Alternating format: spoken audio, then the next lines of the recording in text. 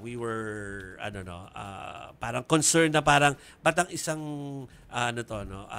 empleyado hindi ito appointed politically sa DOH ay biglang nawalan ng trabaho.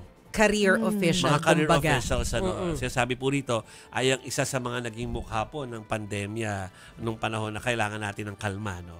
Si Yusek Vergere. Ang latest dyan, ay nagkaroon na ng Yusek na bago. Yes. Eto, kinumpirma kanina na meron na nga tayong bagong undersecretary sa katauhan ni Randy Bacolor Escolango.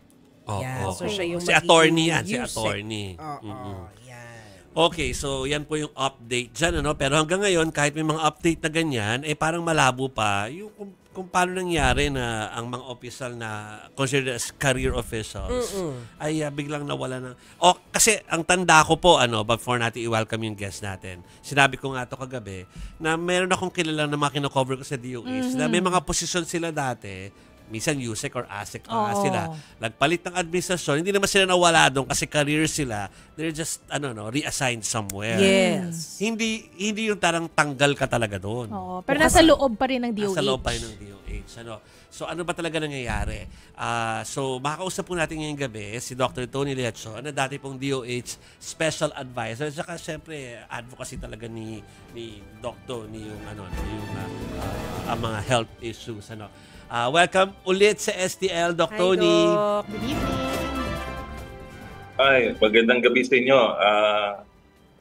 Sa lahat na nakikinig. Yes. Yeah, that's a big story right now. Oo, alam mo, Doc Tony, huli natin nakita si Yusek Vergere nung tayo nagpunta ng UST, di ba? Kasabay natin sa isang event doon.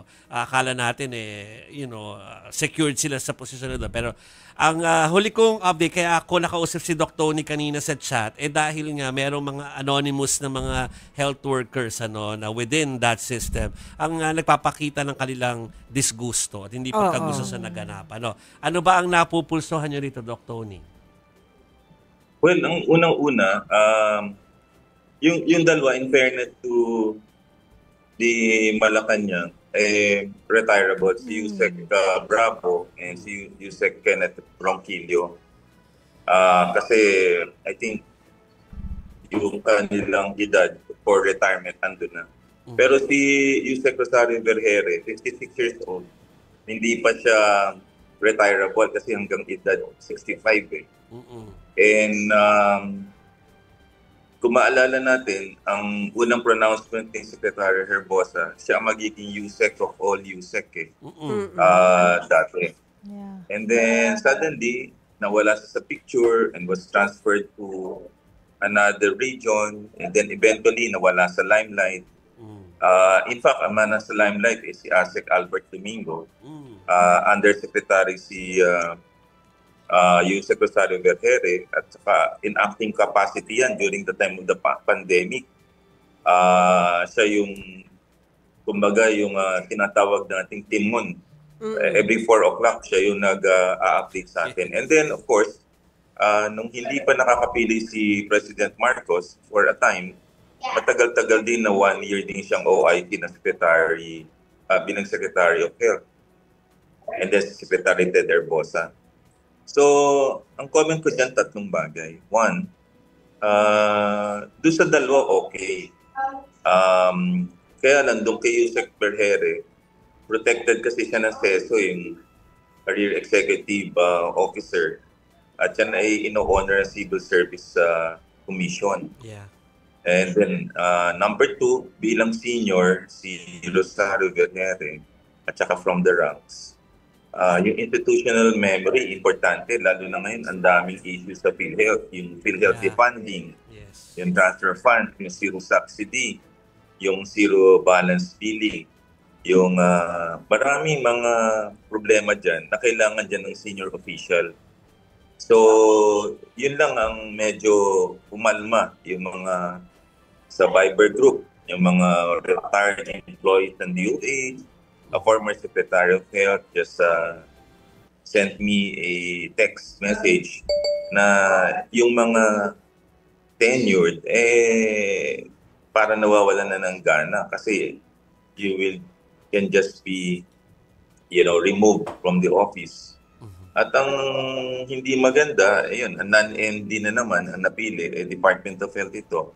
Not we're saying that the current USEC hindi competent. Nakita natin ang kanyang profile.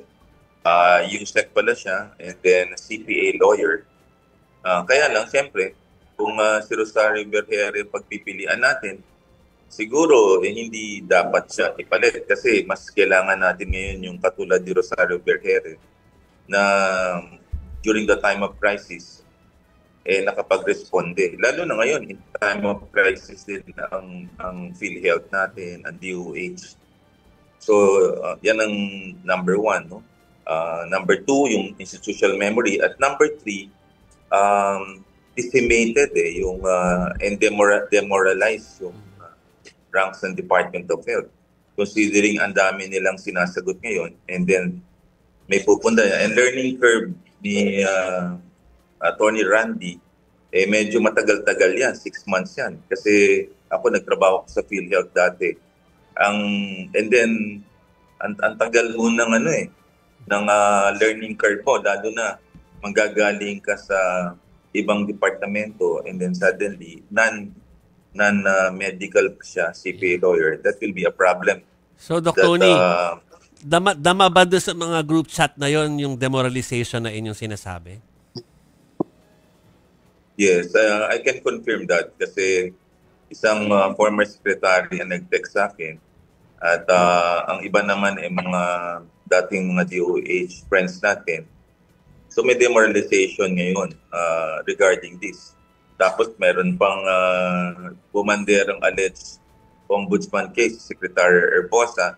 So talagang patong-patong tong problema nila. At kanina napakinig ko din ang private hospital association, si Dr. Degrano. Nahihirapan sila sa implementation ng zero balance bidding.